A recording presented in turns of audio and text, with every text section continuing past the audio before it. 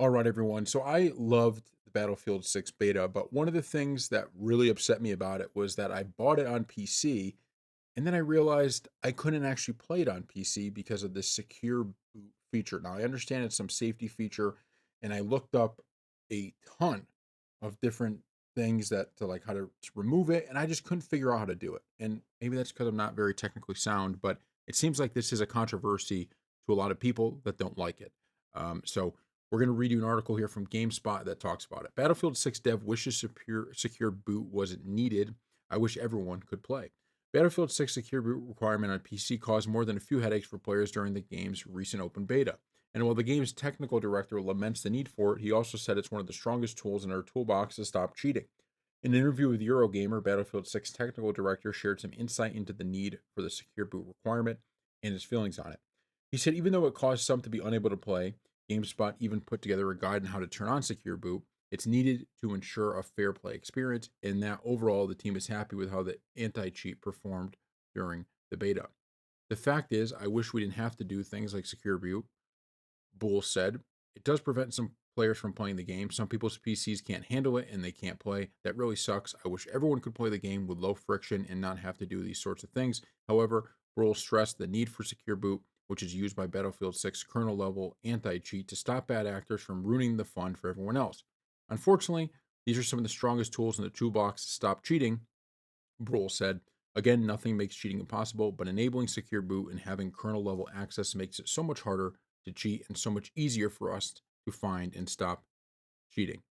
EA previously said that Secure Boot, something Call of Duty Black Ops 7 will also require, isn't a silver bullet against cheaters, but it is another barrier that makes it harder for cheat creators to develop cheats and easier for EA to detect them.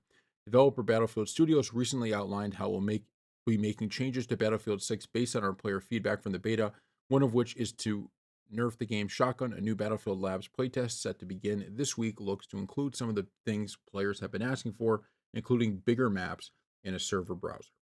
That's the article from GameSpot. Now, look, I'm just going to be honest. I think my reason was because I'm just maybe not technically sound enough to turn this thing on. Wasn't able to do it. I'm going to try maybe again, but I'm bottom line is I had to buy the game on Xbox instead. Now that I know Black Ops 7 is also going to require it, I guess I'm going to be buying that on the Xbox as well instead of on the PC. And I don't want to really get into an argument over whether it's needed or not. Way above my pay grade. I don't know how effective this actually is at stopping cheaters or not, but I will say that if they're admitting that some players aren't going to be able to play this game, like I don't think that's my case. I think I'm just kind of an idiot, I guess, when it comes to technology, and so that's the reason I can't play it. But if there's some people that legitimately aren't going to be able to play the game on PC because of it, that's a problem.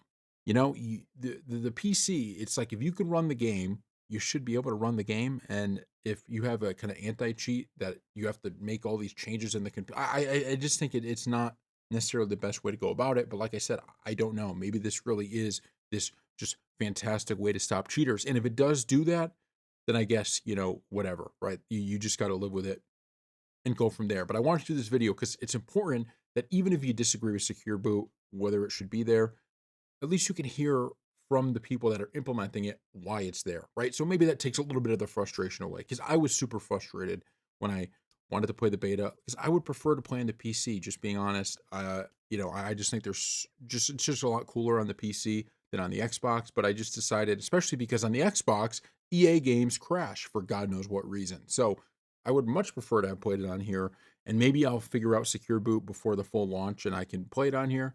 But now that I already bought an Xbox, maybe not. I just wanted to bring you guys this video to explain, okay, this is why Secure Boot is there. This is the point of it. But put in the comment section below your thoughts on Secure Boot.